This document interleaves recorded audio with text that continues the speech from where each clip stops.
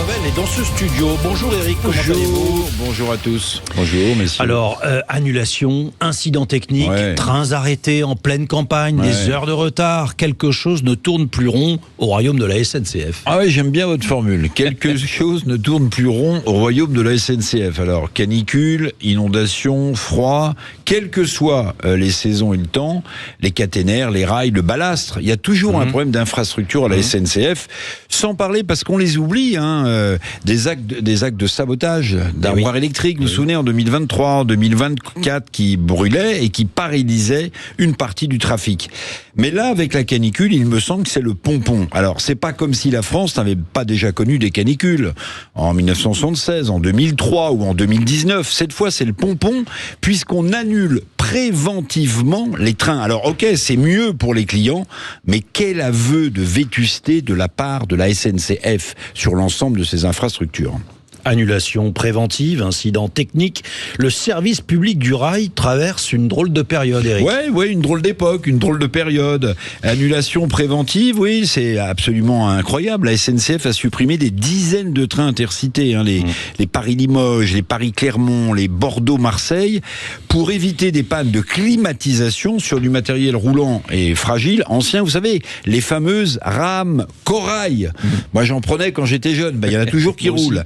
D'autres suppressions de trains sont possibles selon l'évolution des températures. Et puis tous les incidents techniques qui se multiplient. Alors les rails qui se dilatent, vous avez vu ça, les rails qui se dilatent, des caténaires qui se détendent, des problèmes de signalisation, des risques d'incendie près des voies. L'exemple le plus récent et le plus parlant, ce sont ces trains immobilisés comme le Ouigo près de Toulouse, où les passagers ont dû marcher le long des voies. Ils ont fini leur trajet à pied sous 35 degrés de chaleur à l'ombre, des caténaires arrachés. Alors vous allez me dire, on n'est pas les seuls, je regardais en Allemagne, mais suite à un problème informatique, le réseau national a été arrêté. Mais franchement, je sais pas si c'est un manque d'investissement, mais on a un problème majeur à la SNCF. Et tout cela s'ajoute à un climat social jamais très serein, avec des syndicats jusqu'au boutiste, notamment chez les conducteurs de TGV.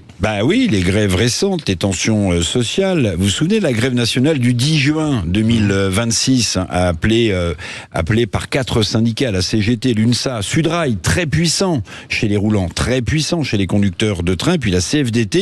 Tout cela avait fortement perturbé le trafic. Un TGV sur 3, un Intercité sur 2, tous les TER très impactés. Alors les revendications, vous allez rire, elles portent sur quoi ? Toujours et encore sur les salaires, des hausses jugées insuffisantes.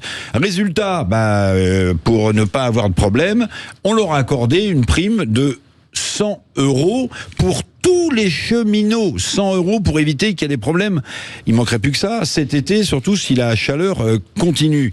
Vous savez, il y a un patron de la SNCF, un ancien patron de la SNCF, je ne donnerai pas son nom, je vais être sympathique, on le connaît tous, qui me disait il y a quelques mois, on peut augmenter tous les salaires comme on veut, on n'arrive jamais à avoir la paix sociale à la SNCF. Voilà, on parlait avec des agriculteurs à l'instant, je pense à eux, voyez, parce que eux, ils peuvent faire grève, ils n'auront pas d'augmentation de leurs revenus. Oui, au royaume de la SNCF, ça ne tourne pas rond. Son président, vous savez, l'ancien Premier ministre Jean Castex, a recommandé, écoutez bien, aux personnes vulnérables d'éviter de prendre le train. Mais monsieur, quand on a besoin de prendre le train ou un TER pour aller travailler, on fait comment ?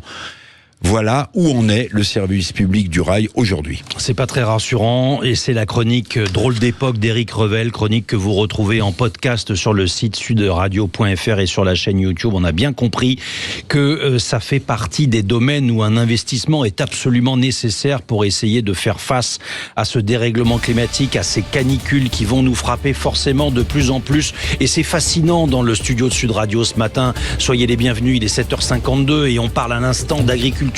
On parle SNCF. Et puis, je vous rappelle, le sondage après la conférence de presse d'Enedis d'hier qui nous prévient que les températures sous la Terre peuvent atteindre 80 degrés. 80 degrés, je suis pas en train d'affabuler. C'est la conférence de presse d'Enedis. Pourquoi ?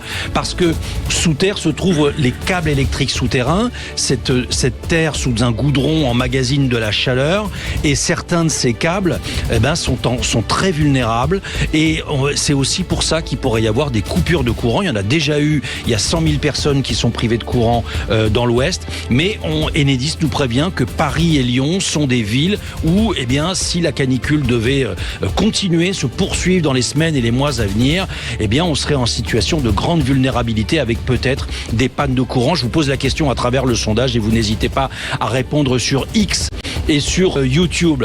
Jean-François Aquili a fait son entrée dans le studio. Bonjour Jean-François. Bonjour Jacques Cardoz. Ce matin, vous recevez Julia Audoul, députée Rassemblement National de Lyon, porte-parole du RN.